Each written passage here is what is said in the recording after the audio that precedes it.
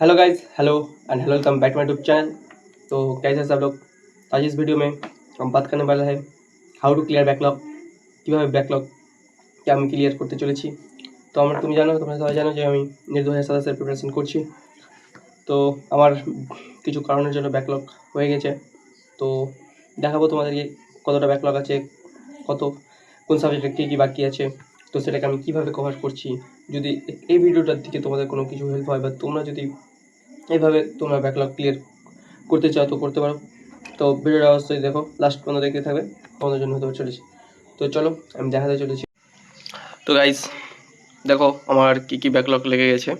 তো আমি একটা পুরো তৈরি করেছি যে এটা কী কী ব্যাকলগ আছে এবং সেটাকে আমি কীভাবে সলিউশন করছি।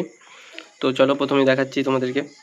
আমার ফিজিক্সের ব্যাকলগ 3টা লেকচার আছে। হ্যাঁ, 3টা লেকচার আছে ফিজিক্সের লেকচার ব্যাকলগ। আর 2টো ডিপিপি আছে। আর 4টা স্যাং হ্যারাসমেন্ট দিয়েছে, 4টাই আগে যায়, কী বলবো, করাই হয়নি। তো করে নেবো, কোনো ব্যাপার না, শেষ করে দেবো। আবার পুরো প্ল্যানিং দেখতে থাকো তোমরা অবশ্যই। কেমিস্ট্রিতে 2টো লেকচার আর 6টা ডিপিপি। 2টো লেকচার 6টা ডিপিপি। তাই মোলস কনসেপ্টটা বুঝতেই পারিনি, এটার জন্য ব্যাকলগ লেগেছে। মোলস কনসেপ্ট বুঝতে বুঝতে আমার 3 দিন লেগে গেছে। তো ভাই ওই জন্য ব্যাকলগটা লেগে গেছে কেমিস্ট্রিতে।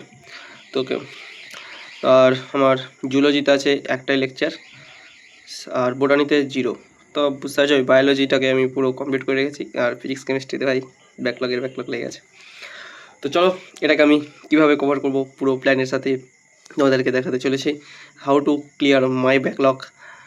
सो देखो ये is routine per day 4 class करना पड़ेगा। तो कल फ्राइडे है, तो कल 9 से लेकर 11 सर लेक्चर 8 एंड डीपीपी, और केम है 11 से 1:30 तक।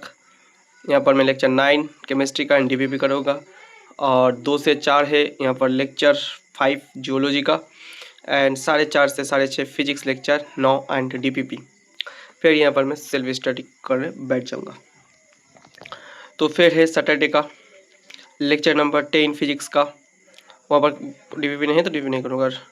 Chemistry lecture number 10 and DPP, zoology lecture number 6 and DPP, and 4:30 से 6:30 लेक्चर नंबर फिजिक्स का लेक्चर नंबर 11 एंड डीपीपी। फिर मैं 7 व 7:30 से यहाँ पर सेल्फ स्टडी करने बैठ जाऊँगा। और फिर मैंने आया संडे तो क्लास ऑफ था, तो मेरा फ़ायदा हो गया बैकलॉग को फिर क्लियर करने के लिए। तो यहाँ पर लेक्चर 12 ले लूँगा फिजिक्स का और डीपीपी हो, और केमिस्ट्री का लेक्चर 11 डीपीपी, और बोटानी जो सैटरडे का होगा वो मैं संडे कर लूँगा। बोटानी लेक्चर नंबर 6 एंड डीपीपी, और केमिस्ट्री लेक्चर 12 बाकी था तो मैं वो दिन कर लूँगा लेक्चर नंबर 12 एंड डीपीपी। फिर मैं सेल्फ स्टडी करने बैठ जाऊँगा। सो फिर यहाँ से मेरे पूरा बैकलॉग ख़त्म हो गया कि फिजिक्स का 12 लेक्चर, केमिस्ट्री का 12 लेक्चर, बोटानी का 6 लेक्चर एंड जूलॉजी लेक्चर, तो पूरा कंप्लीट हो जाएगा। और यहाँ पर मैं सेल्फ स्टडी करके असाइनमेंट और डीवीबी जो था रहेगा वो मैं क्लियर कर लूँगा, एनसीईआरटी भी कर लूँगा। मेरा संडे 6:30 तक व 7 तक मेरी क्लास ख़त्म हो जाएगा। फिर मैंने 7:30 तक करूँगा मेरे सेल्फ स्टाडी। फिर मंडे ওই দিন আমি কোনো মানডে ক্লাস আছে, বাট আমি ক্লাস করবো না। আমি চাইছি আমি একটা ক্লাসের পিছিয়ে থাকবো, অর্থাৎ সোমবার যেটা ক্লাস করাচ্ছে সেটা আমি পরের দিন ওইভাবে তো নট ক্লাস করব। তো গোটা মানডে, সানডের রাতটুকু, গোটার মানডে অ্যান্ড মঙ্গলবারের 9টার আগে পর্যন্ত যতটুকু টাইম থাকবে ততটুকু আমি ফিজিক্স কেমিস্ট্রি বোটানি জুলজি, বিশেষ করে ফিজিক্স কেমিস্ট্রির পুরো করে কমপ্লিট করে রিভাইজ করে তো ডিভিগুলোকে কমপ্লিট করার চেষ্টা করবো। তারপরে আমরা টুয়েসডে 9টা থেকে এবার ক্লাসটা স্টার্ট করে দেবো। তো আমি এটা তৈরি করছি যে সোমবার যেটা ক্লাস হবে সেটা আমি করবো মঙ্গলবার যেটা হবে বুধবার যেটা হবে বৃহস্পতিবার যেটা হবে শুক্রবার যেটা হবে স্যাটারডে, শনিবার। আর শনিবারের ক্লাস আমি সানডে নাই, কারণ সানডে হচ্ছে উইকলি রিভাইজ এর জন্য। আর স্যাটারডেটা মানডে, আবার মানডেটা টুয়েসডে, এরকম করে চলতে থাকবে। আর এই সানডে অর্থাৎ 19 তারিখ সেই সানডে পড়বে, তো সেই সানডেতে টেস্ট আছে, তাই জন্য শনিবার ক্লাস করে আর যেটা সানডে থাকবে সেখানে অল রিভাইজ করে আমি টেস্টটা দিতে বলবো, মিস্টেক কপিগুলো দিতে বসবো। তো টেস্টের অ্যানালাইসিস তোমাদেরকে দেখিয়ে দেবো।